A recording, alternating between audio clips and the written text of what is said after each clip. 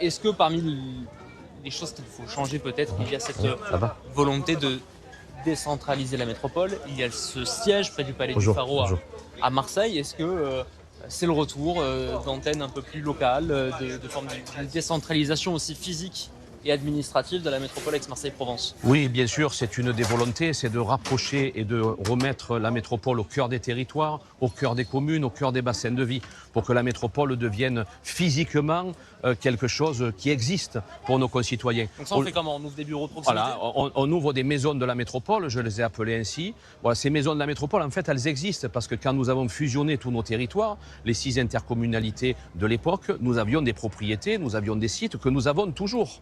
Et ces sites, on va les réoccuper et on va en faire des antennes de proximité au sein desquelles nos concitoyens qui ont des interrogations, des questions, des craintes, eh bien, viendront poser les questions qu'ils souhaitent et obtenir surtout les réponses qu'ils souhaitent. Je reprends mes exemples, mais quand vous avez une ampoule qui ne marche plus et qu'on vous dit c'est la métropole, mais c'est qui la métropole?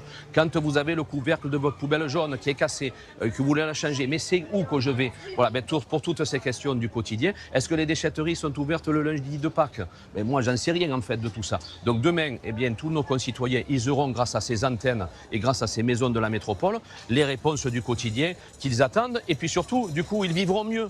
Et tout le monde vivra mieux et il y aura une détente collective qui fera du bien. Vous avez sans doute entendu, même pendant votre campagne municipale, vous avez été réélu il y a quelques semaines de ça, Nicolas Isnard ici dès le premier tour. Tiens, si mon bus passe pas, c'est à cause du maire, si ma poubelle n'est pas ramassée, c'est à cause du maire. Tout ça relève de la compétence métropolitaine. Vous avez émis le souhait de redistribuer les compétences selon le souhait des élus. Si le maire veut s'occuper des poubelles chez lui, il peut le faire, il pourra le faire. Pareil pour les transports. Pour ce qui est de la RTM, on parle d'une présidence marseillaise, pour le coup, d'un élu marseillais ou proche de Benoît Payan, avec qui vous êtes montré justement très proche. C'est ce qui va se passer. Le prochain président ou la prochaine présidente de la RTM sera marseillais ou marseillaise? Alors, c'est ce que je proposerai au maire de Marseille, mais qui n'a pas attendu que je lui propose pour me le demander, et encore heureux.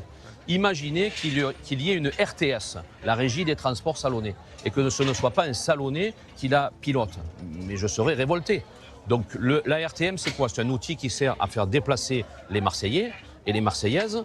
Donc c'est au maire de Marseille de décider de comment il l'utilise. Des horaires de passage, de la fréquence, à quel moment ça roule, ça ne roule pas, quels sont les trajets, quels sont les circuits. C'est pas à un élu hors Marseille, au maire de Salon, d'Aubagne, de La Ciotat ou de Pélissane de décider de tout ça. Donc oui, Marseille aura cet outil entre ses mains. Et il aura cet outil, pourquoi? Parce qu'en le pilotant, en le maîtrisant, je pense que le maire de Marseille pourra rendre plus agréable, plus facile la vie de ses concitoyens. Et si les Marseillais sont contents, eh bien, ils seront contents à la fois de leur ville et de leur métropole. Tout le monde est content. Ça ne vaut que pour les transports ou pour la propreté aussi? Ben, ça vaut aussi pour la propreté. La propreté, c'est un très bon exemple parce qu'on a 2 modèles.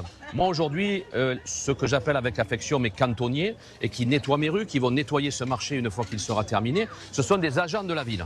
Voilà, et je suis très content que ce soit des agents de la ville parce que je les déploie en fonction des besoins de ma ville et quand ma ville en a besoin, dans les endroits où on en a besoin.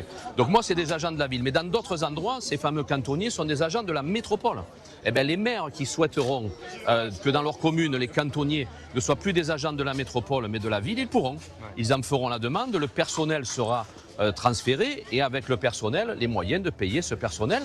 Voilà, c'est aussi simple que ça. Ce sera une métropole à la carte. Chacun pourra prendre dans le menu ce qui l'arrange pour améliorer le quotidien de ses services.